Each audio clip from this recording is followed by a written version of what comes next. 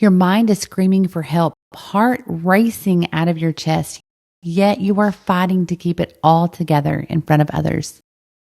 I'm thankful for a God who's a healer of even our secret pain.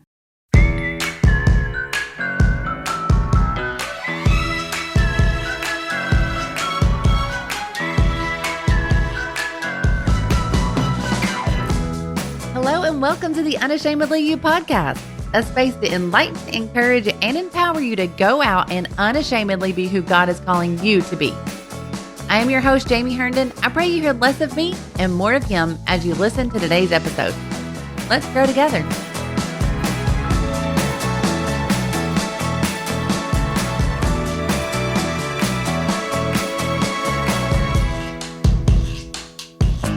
Today, we have the privilege of interviewing an amazing woman of God, an evangelist wife that is sharing her testimony all over the world to help bring light to a topic most are shying away from. I know you're going to be so blessed to hear her story and listen to her powerful testimony of healing. Welcome, Sister Alyssa Deatheradge. We're so excited to hear from you. Hi.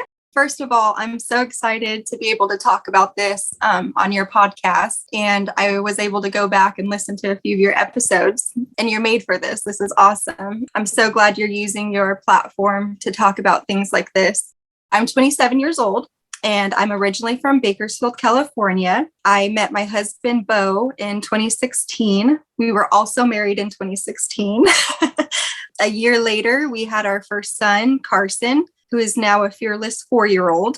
And another year later, we had our sweet daughter, Memphis, who is now 3 years old. So a lot has happened we've been married 6 years now. Thank you so much for agreeing. I'm so excited about it. So you met in 2016, got married in 2016, and then had 2 babies. That's awesome. The topic that we're going to talk about today, you guys, if you have not heard her story, I know that you're going to be so blessed, and I know that God is using it in a mighty way for big things. And we are going to be talking about anxiety. If you have not ever experienced anxiety, you may not understand a lot of the things that we're going to talk about. You may be experiencing anxiety and not even know that you're experiencing it. And so that may shed some light on that as well, which is one thing that I love to talk about with this podcast. Is there's some things that you're going through, you're just in a dark time, you don't even know, but someone else can say, hey, this is what I'm going through. This is what's going on with me. And you're like, hey, that's what it is. That puts an answer to kind of what you're going through. When your husband had told your testimony and told your story about anxiety and fighting anxiety, it felt like he was telling a lot of my own story myself. So I don't hear this talked about a lot. Actually, it's probably one of the only messages I've ever heard where it was preached about over the pulpit. It really touched me because I know what it's like to go through those things. It helped and encouraged me that you're not alone. And it doesn't matter what type of Christian that you are. It's not that you can be so good or so bad that you can't go through something like this. But you and your husband are using this and using your story and what you went through as a topic to show how it can attack anyone. So tell us maybe a little bit, maybe even in the beginning stages of whenever you were going through this, the attacks were coming, just kind of tell about how it got started. So first of all, my husband has preached this in dozens of churches, and we've seen how it's affected saints, preachers, pastors' wives, visitors, piano players, people that lead our services every Sunday. And it's a topic that desperately needs to be talked about. Anxiety can start in a numerous of different ways for people. It's not always black and white. For me, it started between ages of 7 or 9. And obviously at the time being that little, I didn't know that it was anxiety, but I know the feelings that I felt. I know how overwhelmed I was as a child. We didn't grow up in church. My parents backslid when they got married. The only thing we knew about God was the little that we went to Sunday school with my grandma and grandpa. I remember me and my sister shared a room together. I was terrified of the dark, and I would ask her to pray with me before we went to bed. And we said the only prayer that we knew was the Lord's Prayer. And so we used to pray that before we fell asleep. So going on into my older years, I got the Holy Ghost when I was 12, and it got a lot better after that. Felt like I wasn't dealing with it as much. It finally went away. I wasn't as anxious. Then getting into your teenage years is a whole different world. Parents check on your teenagers because they deal with it. Most teenagers deal with anxiety at some point. It's normal, unfortunately, in our day and age.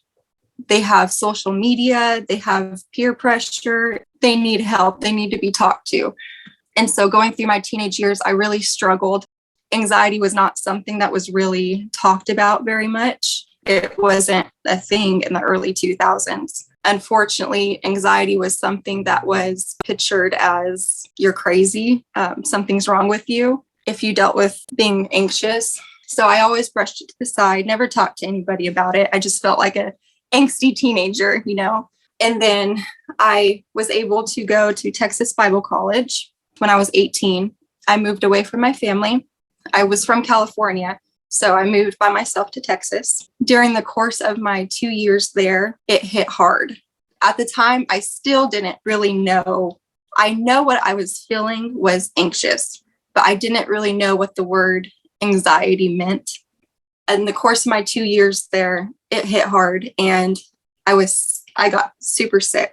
I knew something was wrong with me. I was throwing up all the time. Going to classes was getting hard because my stomach was always in knots. It got so bad. My sweet principal's wife knocked on my dorm door and said, "Alyssa, I know you've been going to urgent care. I made an appointment for you at my doctor." And so she drove me to her doctor, and I started telling this doctor what was going on. I'm pretty sure I'm about to have a heart attack or something. My heart is weak. I feel like my heart is always racing. I get super dizzy, super lightheaded. I'm tired. I'm exhausted all the time. She checked me out. She was a good doctor. She checked me out. Everything looked good. And she sat me down and she said, "I think what you're dealing with is anxiety." She talked to me about it for a little bit. She tried to prescribe me some medication. I didn't take it. I don't even know if at the time I believed anxiety was even real, if I'm being honest, because of the time, the day and age. Like I said, it wasn't something that was talked about. So I thought, surely that's not what that is. It continued to get worse and worse. I actually have a writing that I wrote at Texas Bible College from August 2015. And I wrote a little bit about what I was feeling. I'll read a little snippet of that. I wrote, "He raised his arms in the air and waved them vehemently in distress. A look of hopelessness took over his expression. He wanted help, but nobody understood. Speak, I thought, as I watched his fear consume him. But no words came out. He played the part of a frustrated man, sending signals for help as he drowned in agony. Entertainment for some, reality for others. I can pinpoint the day I realized I might not be as fine as I'd like to be. It was a Tuesday. I woke up at 6 a.m. and got ready for the day. Getting out of bed was a struggle, but I somehow managed to untangle myself from the covers I tossed and turned in all night. I stared at the reflection in the mirror and didn't recognize myself. Swollen eyes from the night before, pale face and exhausted expression. I smiled at everyone I walked past, took notes in my classes, and went out with friends. I laughed and I said all the right things. Everything was right from the outside, and I deem myself as just ungrateful. I know I am where God has called me to be, so why is He allowing me to feel this way? Battling between anxiety and numbness. That's an interesting combination. Motivation is gone, but then I'm panicked because nothing is getting done. Getting dressed up is no longer appealing, but then I'm insecure because I didn't fix my hair properly. Pleasing people is no longer of importance, but then I'm lonely because I don't go out. I doubt God knows my name, but I know He's the Prince of Peace. I know nobody will understand, so just like the mime, no words come out. So that's from August of 2015. I was 20 years old, so almost 8 years later. So that gives a little insight of how I was feeling at that time. And that's not even the peak of the anxiety. So I left TBC after 2 years. I came back in 2016. I met my husband just a few months later after I had moved back. Everything was great. Obviously, we were in a new relationship. I felt everything's perfect when you're in a new relationship.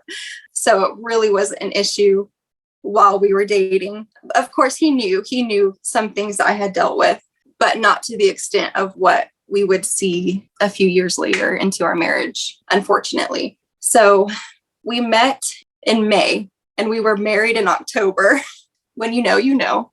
We got married. I moved with him to where he lived. Unfortunately, the culture very much just like the same as all the years past. Anxiety is not real. You're crazy if you deal with that kind of stuff. It was a total culture shock for me. And that first year of marriage, it really triggered it for me. I struggled so bad and got married in 2016. So those first few years of marriage, it was hard. It was rough. And when he tells this story, when he's preaching, he'll say these same things. So I know he won't mind. He was very much raised that you just pray and get over it is the mindset. And so when I would have these panic attacks or tell him about my worries, or when I think I'm just overthinking, he thinks I'm just being dramatic and tells me I need to go pray more. Something's not right with you. Something's going on. So that really put a wrench in our first few years of marriage. I was, again, so sick. We were in and out of ERs and urgent cares and doctor's appointments all the time because it got to the point I was throwing up blood because I was throwing up so much. My stomach was so bad in knots all the time. My head hurt constantly. I remember one of the last ER visits that we went to, I was holding one of the bags that you throw up in almost all the way full. I was clearly not okay. And the doctor had come in after running a bunch of tests and he smiles and says, "You're the healthiest person in this hospital." And I just break down and sobbing because I knew something's happened. I'm sick. Something's wrong with me. You need to figure it out. I said, I'm not leaving. And I told this doctor, I'm not leaving until you give me a better answer because I'm not okay. Well, obviously that doesn't work for doctor. He sent me home. I continued to be sick and then moved to Nevada about a year later after being married. So around 2017, the week we moved to Nevada, we find out I'm pregnant with our son, Carson, after promising our parents that that would not happen. I look back and it makes me so sad because I did not enjoy my pregnancy very much at all. Of course, I enjoyed knowing that he was on his way. I enjoyed feeling the little kicks and I enjoyed all of that. Not to say I wasn't happy that I was pregnant, but I actually had a cousin who had passed away in childbirth. And so I knew if I ever had kids, that was going to be an anxiety of mine. And I didn't realize to the extent of what that would be every day of my pregnancy, pretty much. I knew I was going to die during childbirth and somebody else was going to raise him. So we have Carson. Everything goes great, except he comes a few weeks early. Thankfully, the hospital we were in let us stay in the hospital room with him while he was in the little NICU nursery. That took care of a big worry for us. But then I was terrified that something was going to be wrong with him, or wrong with his lungs. So I was terrified to go to sleep at night. I stayed awake and watched him breathe pretty much all night. When I say I got no sleep, I got no sleep. And my mom had bought him the little owlet sock. I would not lay him down for a nap. I wouldn't put him in the little bouncer, nothing without that sock on, because I just knew something was going to happen to him. Well, a few months later, after having our son, we find out I'm pregnant with our daughter. Not on purpose, but I'm glad she's here. And then it started all over again. I knew I was going to die in childbirth with her. Now somebody else gets to raise two of my babies and I'm going to die. So she ends up trying to come at 30 weeks. And so that anxiety turned into, oh my word, we're going to lose our daughter. Thankfully, they were able to stop it and she was able to stay in a little bit longer. Everything goes smoothly during the delivery. Everybody's safe. I'm in the clear. So surely all of this anxiety is going to subside. Well, give it a couple weeks. You're postpartum. I'm sure all of the mamas out there know exactly what I'm talking about. Your hormones are everywhere. You don't feel good already. You're recovering. It turned into cancer. And I knew, like the sky is blue, that I was going to die of cancer. And my kids aren't going to remember me. I'm going to be gone before I get to see any of the milestones. Somebody else gets to raise my kids, and they're not going to remember me. So looking back, it really makes me sad for me as a new mom, knowing that those experiences were overtaken by this anxiety. I knew God could heal me. That wasn't the issue. And so every time somebody said, well, you just need more faith, or you're not praying enough, it was like a knife in my heart, because I know for a fact that God can heal me. So why isn't he, was the issue. And I would lay awake at night in our guest bedroom and just cry and sob and pray for the kids, pray for my husband to understand what I'm going through. There was a point, it got to, I felt like I had no words left to pray. It was like they were hitting a ceiling. So I really related to Psalm 69:3 and 119:82. I am weary of my crying. My throat is dried. Mine eyes fail while I wait for my God. Mine eyes fell for thy word, saying, when wilt thou comfort me? So I would go into prayer and go between just complete silence and repeating Jesus, Jesus over and over. At the time, I felt guilty for even asking him to come and help me, because that's all my prayers were. But Matthew 11 and 28 and through 30 says, come unto me, all ye that are labor and are heavy laden, and I will give you rest. Take my yoke upon you and lean on me, for I am meek and lowly in heart, and ye shall find rest unto your souls, for my yoke is easy and my burden is light. So I really learned you don't have to sit in a perfectly timed hour prayer meeting and pray all the right words or enough words to get God's attention. I look back, and some of my best prayers and the time that I felt most at peace was when I just sat in silence and listened and let God take the burden off of me. So all of you that are dealing with this, I know it can come with the territory of feeling like you're not doing enough, you're not praying enough, you're not fasting enough. Yes, all of those things can help. I did all of those things. But really, God wants to give you rest and to give you comfort. He wants to be your comforter. So learn that you don't have to be good enough. You can sit and just listen to what God has to say to you. You don't have to constantly be saying, God, but I need this. Why aren't you doing this? You're not doing it in the perfect timing that I need it. You don't know God knows everything. God knows what you're going through. At the time, it got to where I was angry at God because I knew that he could take it away, and I just didn't know why he wasn't. And looking back, I 100% can see that the reason why he let me live with it for so long is so he could use it as a testimony.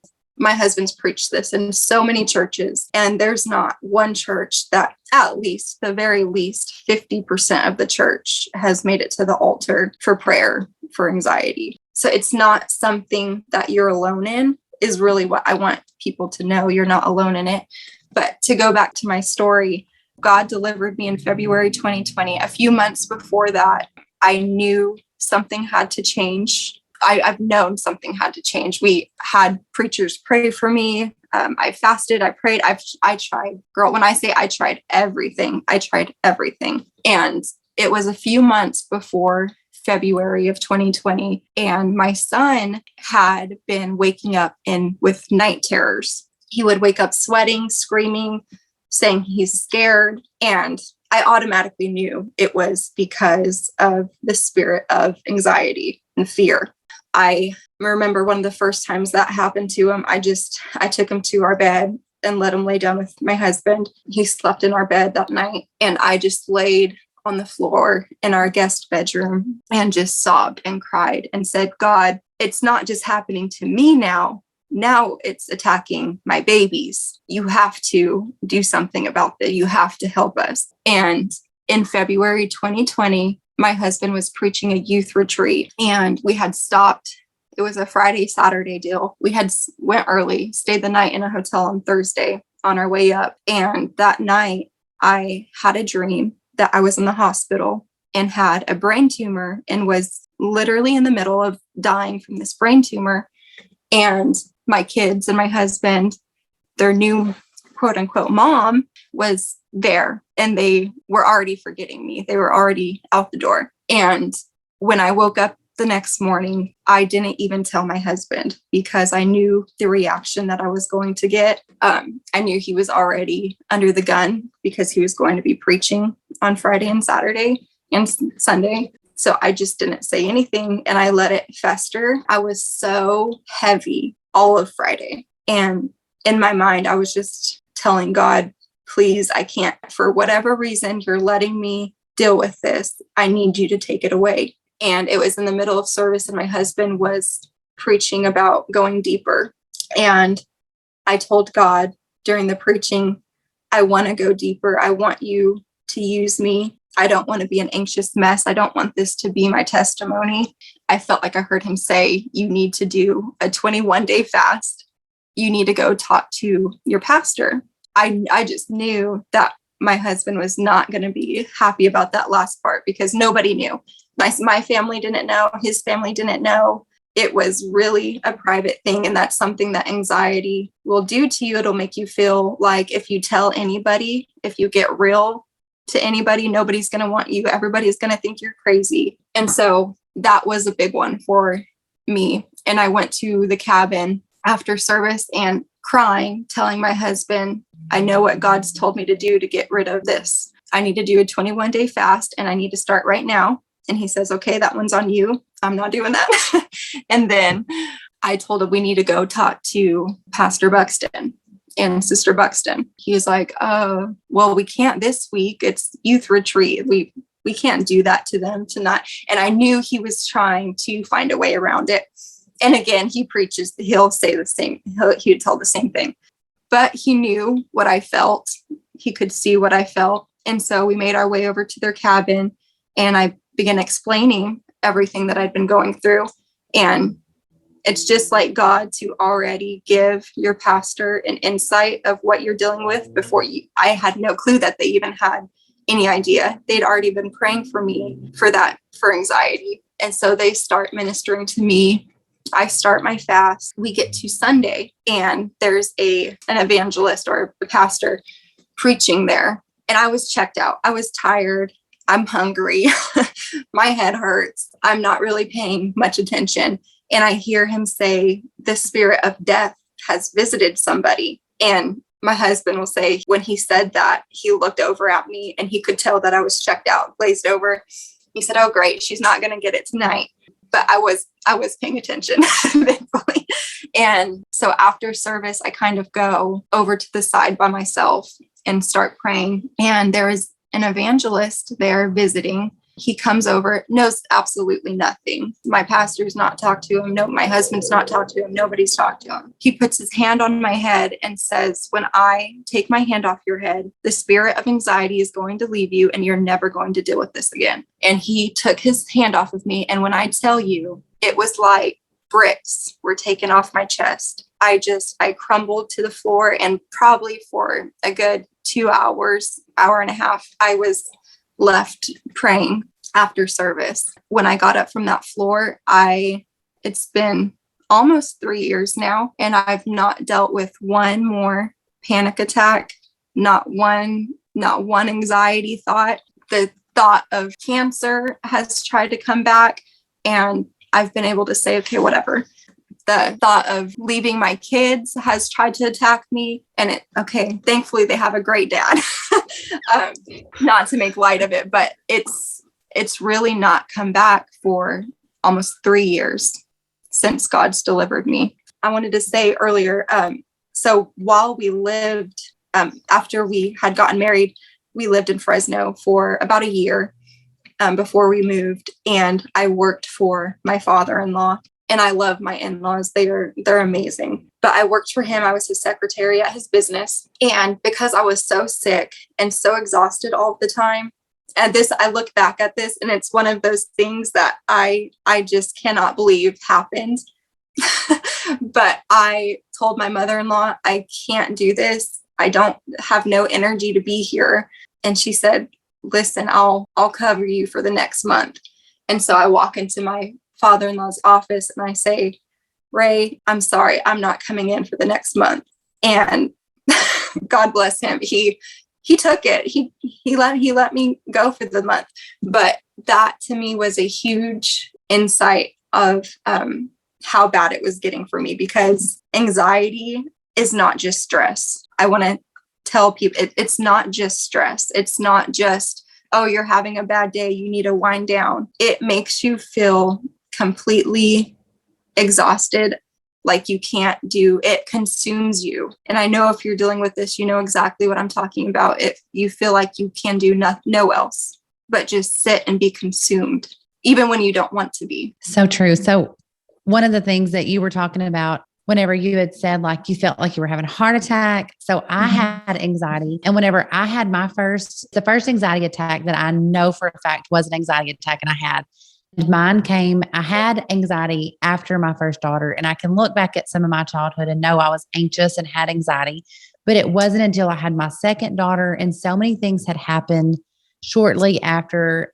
we had her that the devil really used that to attack me. We had so many deaths in our church at the time, and one being our pastor's wife. After she had passed, it was like the devil used that to attack me in so many ways. I knew the same thing. I knew I was going to have a heart attack. Our pastor had found her, and I kept thinking, so Matt's going to come home and find me. Ada's only 3. Evelyn's a newborn. Like, what's going to happen to Ada if I pass and no one's here with them? And, like, I just knew that I was just going to be found on the floor. And the devil, it was so real. Like, it's something that if you've dealt with this, can you understand it? The same thing with my husband. I would wake him up and I would say, I'm going to have a heart attack. My heart's going crazy right now. To the point, I videoed myself. I took a video of myself telling my girls how much I love them, how crazy I was about them. And I'm like, whenever they get older, I want you to be able to show this video to my girls. I mean, that's how real it was. It wasn't like this is something that's just, you're kind of wondering about. It was so, so real. And Matt would say the same thing. Go pray, go down front for prayer, more prayer meetings. It's like, I'm literally praying 24/7. It's like when I'm having these attacks, it's like I'm talk about us being in a state of prayer. I'm in a state of prayer. It's like I'm in a constant, like you said, it's like you're in a war all the time. You're so exhausted, couldn't do anything, stay in bed. I mean, it had gotten to where like in a restaurant, I'm like, I'm going to pass out. I've got to walk outside. In church services, I had been at that church my whole life. In church services, I would have to walk out and walk around our parking lot just to get fresh air and to try to clear my mind to where I didn't feel like I'm going to pass out in the middle of church in front of everyone. It was just so real and so attacking. But I had something that recently I got really complete deliverance. It was at the end of 2020, maybe beginning of 2021 for me. And I had gotten so fed up as well. I don't know if you know about the 52-day fast that our bishop preaches about, but I thought, you know what? I'm so sick of this just dark cloud. Like I'm sick of the dark clouds. And I had done a 52-day fast and it was over me every day. Every day during the fast, it was still over me. I'm like, I didn't really know if it would get rid of it, but I was so desperate that I'm like, this is the only thing I've not done. I've done other fasts. I've done other things, but I'm going to do something for 52 days. And every single day for 52 days, all I did was pray that this dark cloud would leave and that these thoughts would go away. Same thing. I've dealt with the cancer thoughts. I've dealt with, the things were going to happen to my babies. It's just constantly, on the 52nd day, I was driving over the Little Rock Bridge and the sun was shining so bright. I remember telling my husband, I can see the sun. It's like, I didn't realize that the sun had even been shining before on any of those other days. It just felt so gloomy every day, just constant worry, constant, just wondering. It was just always something. And on that day, I realized it was a 52nd day and I was like, I can literally see sunshine. I can feel it. Like I just feel so good. And whenever those thoughts come back, the exact same thing is how I have been able to combat it. I just tell myself, I run at those thoughts head on. I had to start telling the devil whenever I would have these thoughts in my head, I just had to start saying, if something happens to my babies, I dedicated them to God. I've given them to God. Yes. He's the one that's over me anyways. He's the one that's over my children. he's the one, whenever those thoughts would come for different things, or I would feel anxious about things, even now feeling anxious about other things. I'm like, you know what? It's God's. Like, I'm his. He's in control. I'm not in control. And I don't want to be in control. I'm giving him complete control of me, of my health, of my marriage, of my kids, of their health. And whenever I run at those thoughts with that, it's like I have peace. And I realize, it's no longer about me and about me trying to stay on earth and about me trying to keep my kids here and to keep everything in a bubble. It's all about God has control. He's got complete control, and I'm not going to be worried about it. Yes, about leaving videos for your daughters. I actually have pages of letters that I've wrote my kids on those nights that I slept no sleep at all. That's what I would do. I would lay awake and go between praying, quote unquote praying, sitting there crying and writing notes to them and to my husband. And I actually, instead of getting rid of, because after God delivered me, I thought, this is kind of depressing stuff. I wonder if I should throw it out.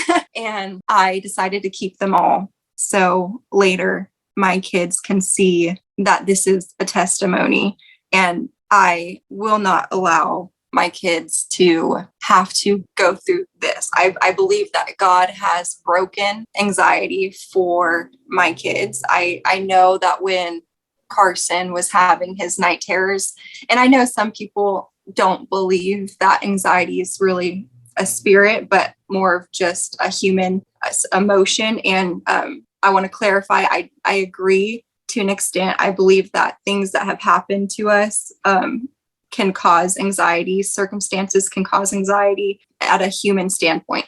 But I do believe that it can become a spirit of fear and try to attack your family. I know for a fact it was trying to attack my marriage and my kids. I believe when God got rid of my anxiety, he broke those chains for my kids and for our marriage. And I'm claiming that for Carson and Memphis and for my husband. So I've decided to keep all of those letters. So later on, when they're older, they can read them and think, wow, God's really done that for our family. He really broke those bonds and those chains for our family. So I think that can be a powerful thing. If there's anybody out there that's done videos or letters to their kids and God's delivered you, I think that can be a powerful statement for your kids and your family later on down the road to look back and read and see how God's delivered. So true. And, the Bible talks about we are overcomers by the power of our testimony. And, that's really what this whole podcast today is about, is we're overcomers by the power of our testimony. If you don't share your testimony and if you don't allow anyone to hear or to know, there's things about having anxiety. Like you said, you don't want people to look at you like you're crazy. Yeah. Mental health and all those things are a big deal today, and they're talked about a lot today, but in the church, I still feel like it's sometimes not as talked about, or it's not so much as what people are talking about right now. It's how you perceived it growing up. So the generation coming up may perceive mental health as no big deal. But with me, like, I'm 36. So even more so, like in my 20s, if you were going through anxiety or if you were on medication, I mean, it was terrible. It's like, oh my goodness, like they're crazy. Something's wrong with them. And really shedding light and shining light on one, there is deliverance for anxiety, just like there's deliverance for anything else. Just like there's deliverance and chains to be broken, God can break the chains of anything. And a mental health issue, God can break the chains of. Now, I'm not saying that if you're listening to this and you're going through anxiety, you're not praying. We've already talked about that. Yeah. We were praying, fasting, and doing all the things. But I can tell you that there comes a time and a point where there's something God's going to give you to do. For instance, like for me, I felt to do that 52-day fast. And I showed God, I'm desperate for you to bring healing to my mind. And like with you, if you would not have done that 21-day fast, if you would not have spoke to your pastor, that's what God gave you to do. And if you would not have done those things, God would not have been able to bring that deliverance. But you were willing to step out and do what God told you to do, even though it wasn't comfortable. Talking to someone that you hadn't talked to yet was not comfortable. Very uncomfortable. So the things that God tells us to do, sometimes he's going to break those chains, but just listening to that still small voice and getting to that place of desperation and telling him, God, like, you have to do something. You have to perform a miracle, and God can do that. I want someone to realize and to know as well, if you are going through this, you're not going through it alone. No. And being able to reach out. I didn't really feel like I had anyone to reach out to because I didn't know of anyone else that was going through it at the time. I reached out to friends or to family and say, pray for me, or, I'm going through something, going through some hard times, but no one knew really the late nights, early mornings, the stress, and the things that I was really going through. Yeah. Reaching out and talking to someone, opening up. If you are going through something like this, if you're listening to this, reaching out to me or reaching out to Sister Alyssa and letting them know, like, I need help, or what did you do for this situation? Or what did you do for that situation? And praying as well. I want people to know and listeners to know we're here and we can fight this battle with you and fight it with you in prayer. You're not crazy, and it can be helped, and the chains can be broken if you're going through that. So I'll ask you one last question here, and that is, someone that is going through something like this, what would be something that you would leave or that you would give them and let them know that you wish, maybe even something that you would have liked to have known or been told? Honestly, I would have liked to know I'm not alone and I'm not crazy. Really what you just said, it's not something that's talked about. And seeing how many people have reached out to me and my husband after God's given us this testimony. I don't know if validating is the right word to use, but there's a lot of people out there that's struggling with the same thing. And I feel like in the church, sometimes it looks like weakness to be raw and be real. But this really is an issue that needs to be talked about. And I feel like if we talked about it more, and I believe God's even given you this testimony to do this podcast, you to even have the thought to do it. And who knows who you're helping by even shedding light on this topic. But I would give the advice to talk to somebody, reach out to your pastor or your pastor's wife, somebody that you can confide in, a prayer partner, because you're not alone. You would be shocked to know how many other people are dealing with this. And I will leave some verses that I made myself reread almost literally every day. Let's see. We all know Psalm 23. If you're going through this, I challenge you to read that often, maybe a few times a week. But Psalms 116, 1-2, I love the Lord, for he heard my voice. He heard my cry for mercy. Because he turned his ear to me, I will call on him as long as I live. And I want you to know that God does see you, and he knows exactly where you are. He knows your anxiousness, and he wants to be your comfort. You don't have to turn to things of the world to give you peace. God alone is the Prince of Peace, and he wants to give that to you. And John 14, 26-27 says, but the Comforter, which is the Holy Ghost, whom the Father will send in my name, he shall teach you all things and bring all things to your remembrance, whatsoever I have said unto you. Peace I leave with you, my peace I give unto you, not as the world giveth. Give I unto you. Let not your heart be troubled, neither let it be afraid. God doesn't want you to be anxious, and he wants you to live in fear. He has called us to live in abundance, and he wants to give that to, I believe, all of his people. And I really believe there's always a purpose to what we're going through. And just because you don't see it right now, I promise, just like Sister Jamie said, the sun's going to shine and you're going to feel peace again. And just know, you're not alone. So good. And I'm going to read this as well. 2 Corinthians 10:5 says, casting down imaginations and every high thing that exalteth itself against the knowledge of God, and bringing into captivity every thought to the obedience of Christ. You do not have to have thoughts that things are going to happen to you that God is not going to allow. You have to realize, once I started realizing these thoughts are exalting themselves above God. If I'm taken tomorrow, if my kids find me, if my husband finds me, that is a horrible thought. And I do not want to think about that.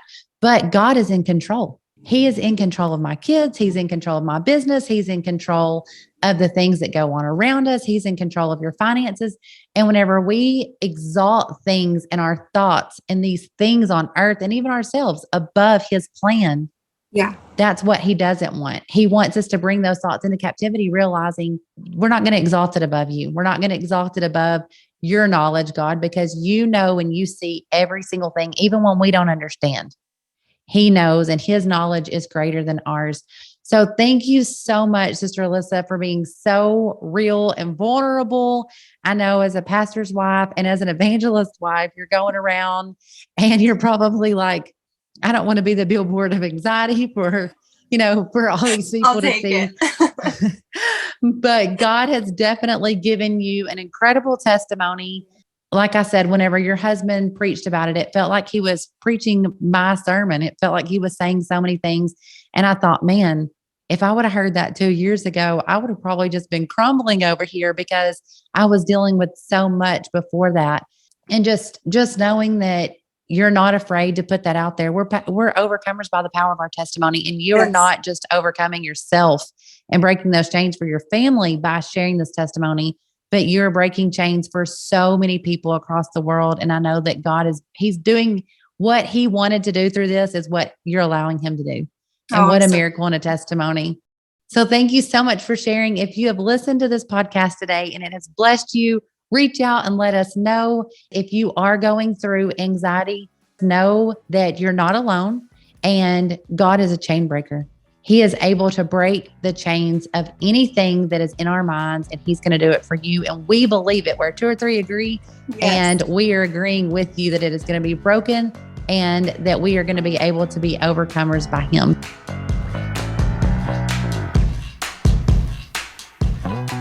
We trust that this podcast blessed you today, that you're going to share it to your social media for others to see.